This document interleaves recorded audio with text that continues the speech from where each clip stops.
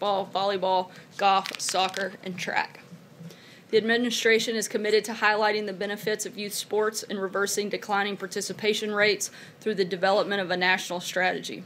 As the mom of 3 preschoolers, I support them burning as much energy as possible, and I think sports is a great way to do that. Lastly, a special happy birthday goes out to my nephew Thatcher, who turns 1 today, so happy birthday, Thatcher. And with that, I will take your questions. Jonathan. Sarah, now that Trey Gowdy, who has actually seen all the classified information on what the FBI was doing, says that there is nothing to the allegations that they were spying on the Trump campaign, and in fact, Gowdy says that the FBI was doing exactly what they should have been doing. Given what Trey Gowdy has said, is the president prepared now to retract his allegation that the FBI was spying on his campaign? No, clearly there's still cause for concern that needs to be looked at. Let's not forget that the deputy director of the FBI was actually fired for misconduct. The president's concerned about the matter, and we're going to continue to follow the issue. But Gowdy was in the briefing. He knows what was done, and he is saying that these allegations are baseless. Again, there was no spying on the Trump campaign. Certainly the president feels that there is cause for concern and it should be looked at. In like I just said, the deputy director of the FBI was fired for misconduct.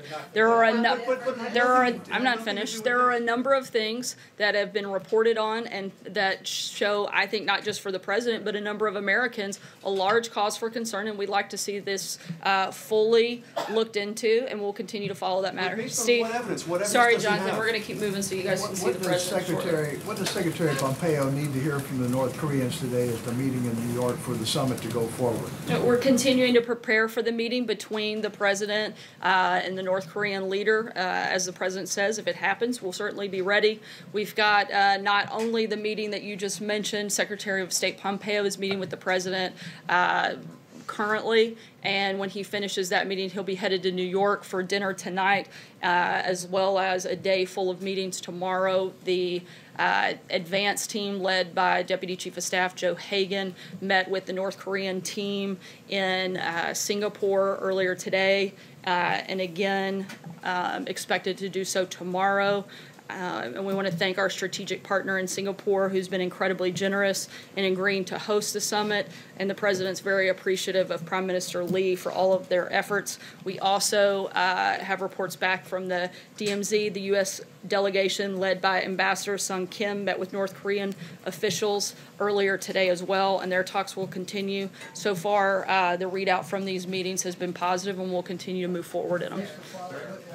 Do you think it will take place now, the summit, or is there a denuclearization plan taking shape?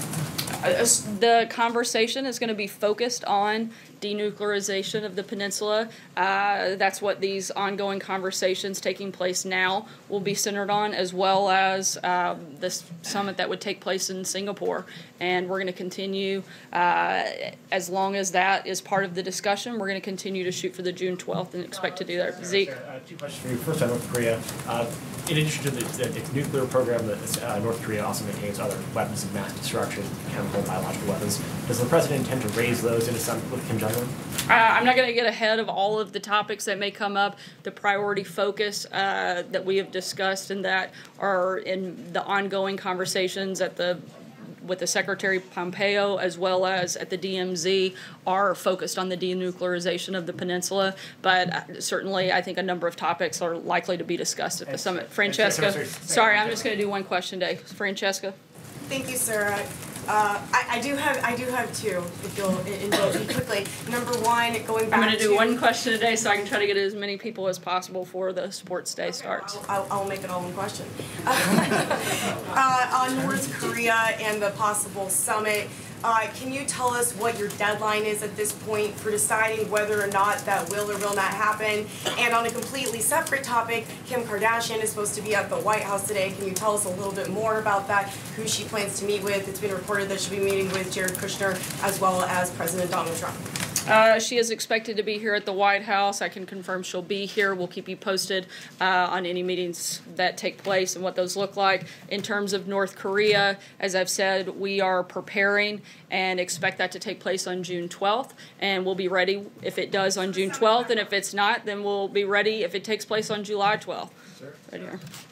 If there's Attorney General is not living up to the president's expectations, if he is so frustrated with him, why doesn't he just fire him instead of sort of nursing this grievance so publicly? Look, the president's made his viewpoint very clearly known, and I don't have any personnel announcements at this point. Stephen? Sarah, the president said during his right to try legislation signing that drug makers will soon be announcing what he called a voluntary massive drop in their prices. Is there anything more you can tell us on exactly when this is going to happen and how widespread this massive drop in prices will be? Yeah, I can't give any other details at this point, but we do expect some specific policy pieces to come out on that soon. Kelly?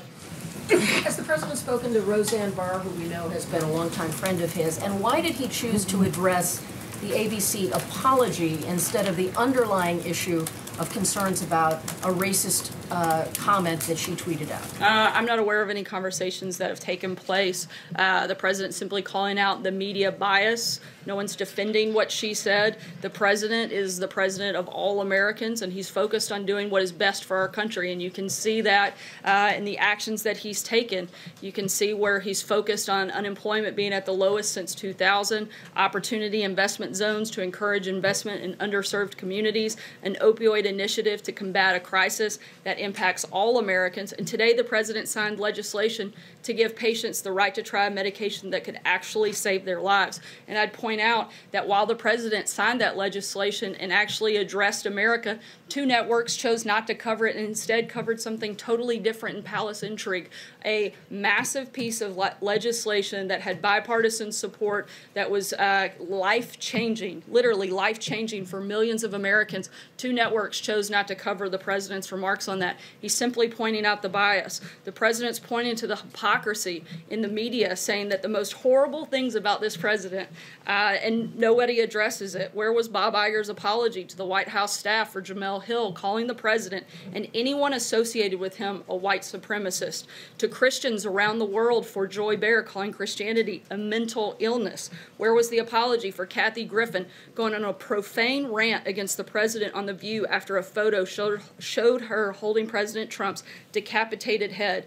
And where was the apology from Bob Iger for ESPN hiring Keith Olbermann after his numerous expletive-laced tweets attacking the president as a Nazi and even expanding Olbermann's role after that attack against the president's family? This is a double standard that the president is speaking about. No one is defending her comments. They're inappropriate, but that's what the point that he was making. Sarah. Matthew. Thanks, Sarah.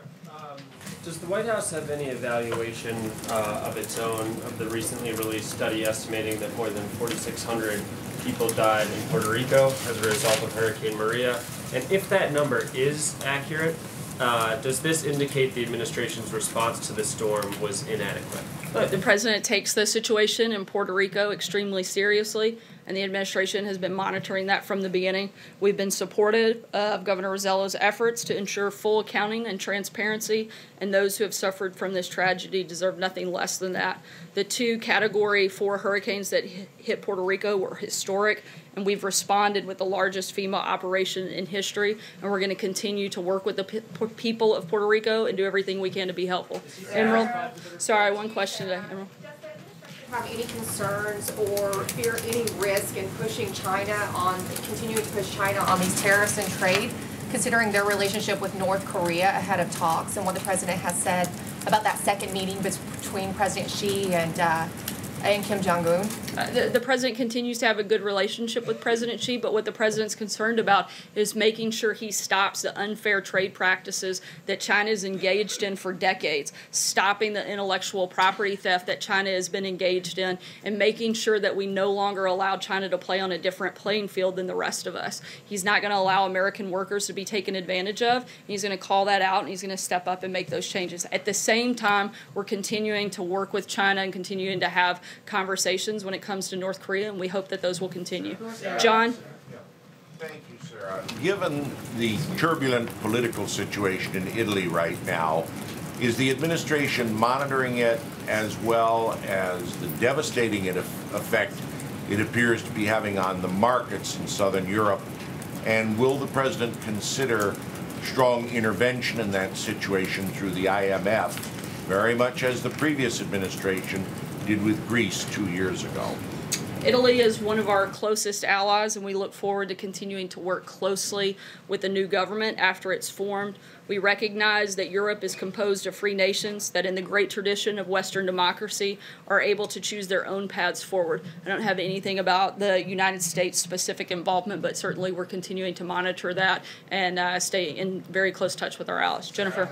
On the scale of aluminum tariffs, the extension ends again soon.